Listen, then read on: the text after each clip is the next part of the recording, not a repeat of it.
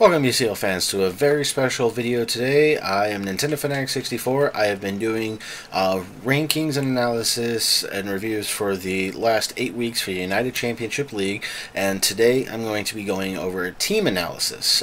In today's video I'm going to be covering ranks 16 through 13 of what I currently have ranked, at least, for the United Championship League. Now these are my personal rankings for it. These have no reflection on the UCL or any of its coaches. These are just, I've been crunching the numbers since week 1, and these have been what I've come up with, and these are currently how the teams are doing so far.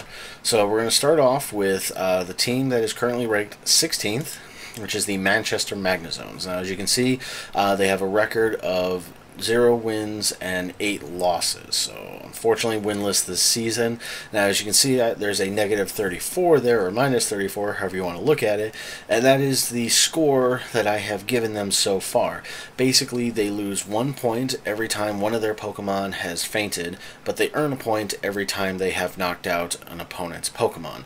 So unfortunately, as you can see here, the first numbers that are represented show the knockout and deaths of each Pokemon. So you have like Megalopony, which was his first pick from OU, has had 1 knockout but has died 7 times and has been in 7 battles.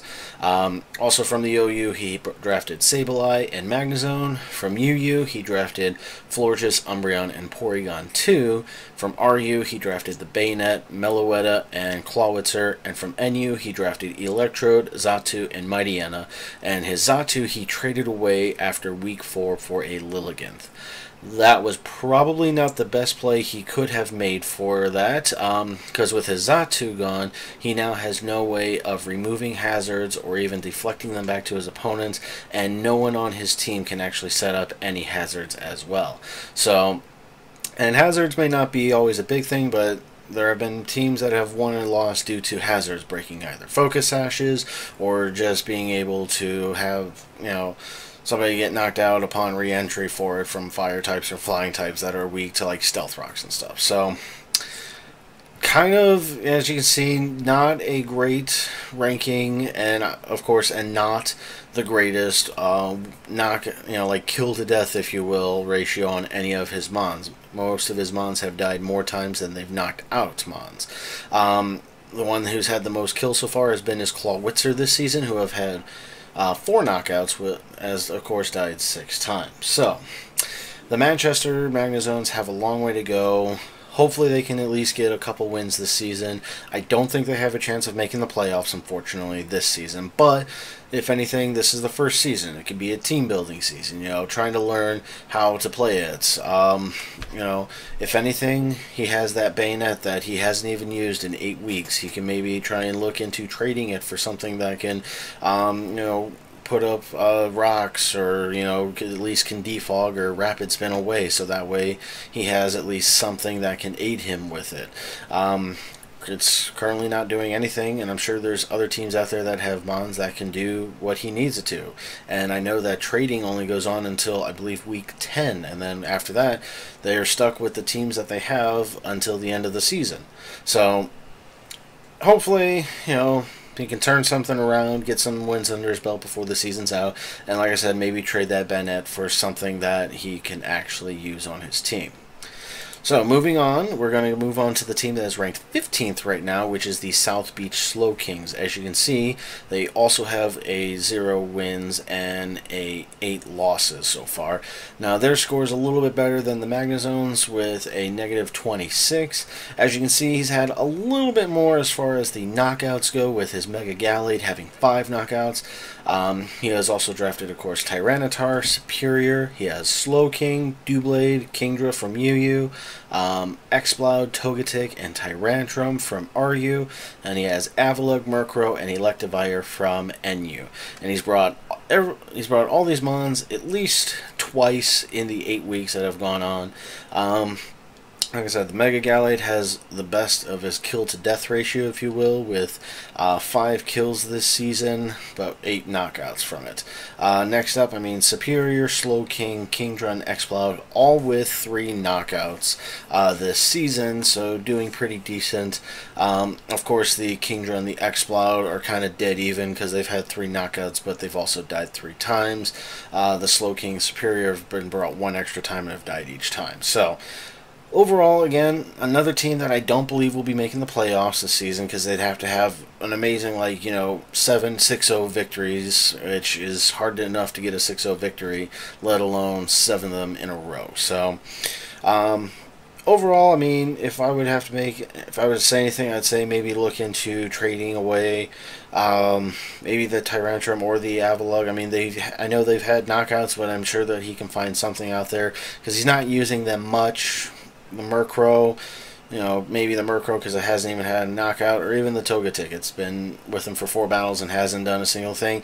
Even the Tyranitar, he's brought it 7 times. It hasn't had a single knockout yet this season, so we'll have to see. Alright, so next up, we're going to move on to the team that is ranked 14th, which is the Grand Canyon Greninjas.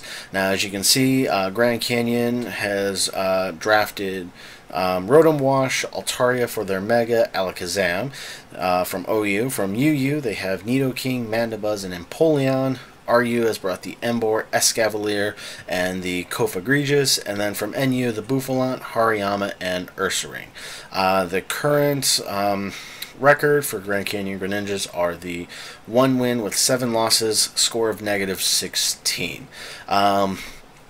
I mean, they've just been having bad matchups themselves. They've at least had 1 win, but there's still plenty of room for improvement, of course. Has brought all his mons at least into 2 different battles, so it can be well-rounded. The most common mons that we usually see have been like the Alakazam, the Rotom Wash, and the Nidoking. I'd say the one with the best kill-to-death ratio has probably been the Nidoking, as well as the Altaria, both at dead even with 6 knockouts, 6 feints, or 4 knockouts, 4 feints for the Altaria. Rotom Wash has had the second most amount of knockouts with 5 knockouts this season. Escavalier might be something he wants to not bring as much. I mean, he hasn't done a whole lot. It's been decent for a while, but hasn't been able to finish things off.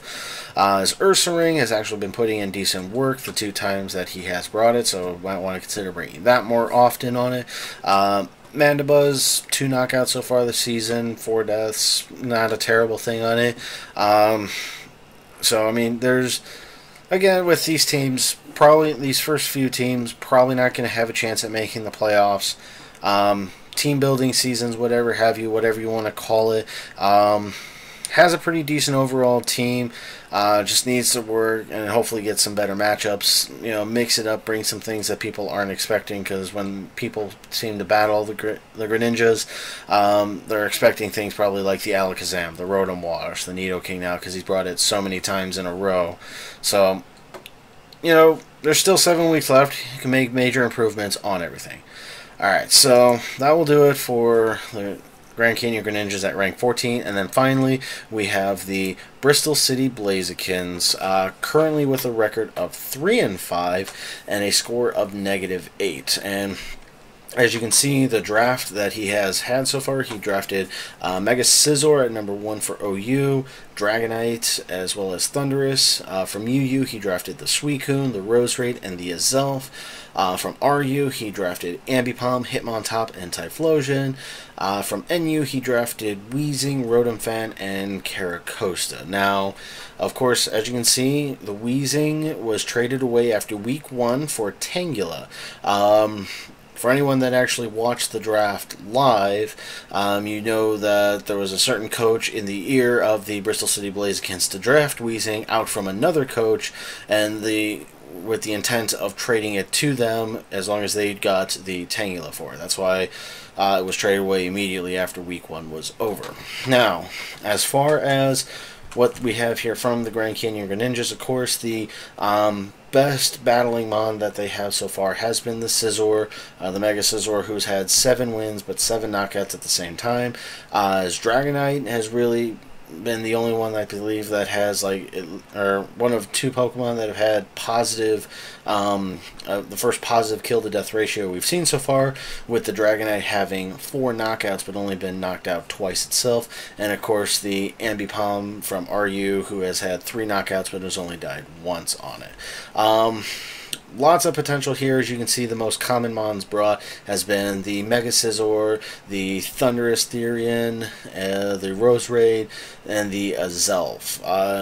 Has not yet brought the Caracosta, and, you know, might be able to put in some work with that. And I don't know. I mean, the Bristol City Blazekins, they're not doing terribly, I will say. Like I said, I mean, 3 wins, 5 losses. May not be like a great record, but it's not terrible for the first season of the UCL. A lot of coaches, of course, still trying to get into the groove. Bristol City started off strong with 2 wins, but then had 5 straight losses.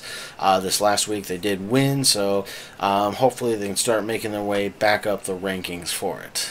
But with all that in mind, that is what we have for the team analysis for the teams that I have ranked 16th through the 13th. Now, I will be back again, hopefully tomorrow, with my analysis for the teams that are currently ranked 12th through 9th. So if you did enjoy this video, please leave it a thumbs up. And let me know in the comment section what you think of these videos. And I will hopefully be back then tomorrow. So take care.